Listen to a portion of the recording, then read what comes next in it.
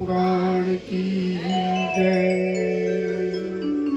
इति लंघ्यत मर्यादं तक्षक सप्तमोहनी दध्यायतिस्तस्मिन् कुलंगारं चोदितो मे तदुहम।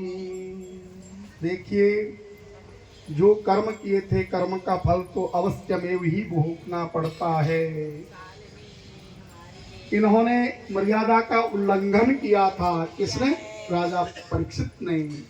यही तक्षक आज 7वें दिन तुझे 10 लेगा ऐसा साथ दिया।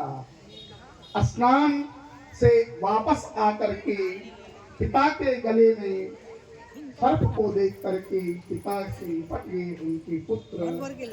जब श्रृंगी ऋषि का ध्यान भंग हुआ और अपने पुत्र को रोता देख करके जब रोने का कारण जाना तो पुत्र से कहने लगे, पुत्र तुमने बड़ा अनर्थ कर दिया। हे पुत्र, तुमने बहुत अनर्थ कर दिया। राजा के न रहने पर देश में चोर डाकू इत्यादि पैदा हो जाते हैं।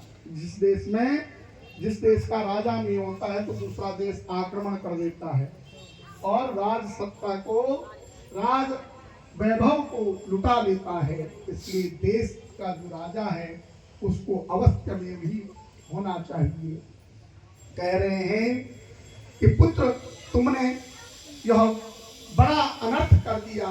राजा के न रहने पर देश चोर डाकू बढ़ जाएंगे, यज्ञादि करने वाला कोई नहीं रहेगा, धर्म का नाश हो जाएगा। इसलिए मीठी बाणी बोलिए मन का आपा खोए और अन्न को शीतल करे आपहु शीतल हो। इसलिए प्रेम की वाणी बोलनी चाहिए। ऐसी वाणी नहीं बोलनी चाहिए कि दूसरे को बुरा लगे, और ना ही झूठी बात बोलनी चाहिए। अपने मन की बनाई हुई बात नहीं बोलनी चाहिए, उससे पाप लगता है। वो इसी लोक में दिख जाता है। जो जैसा करता है वैसा बढ़ता है, सब दिखता है। ये संसार चला चली का मेला है। मन से कभी भी किसी का बुरा नहीं सोचना चाहिए। जो मन से दूसरे का बुरा सोचता है, कहा गया है अन्यायम पार्जितम वित्तम 10 वर्षाणि तिष्ठते। अन्याय पूर्वक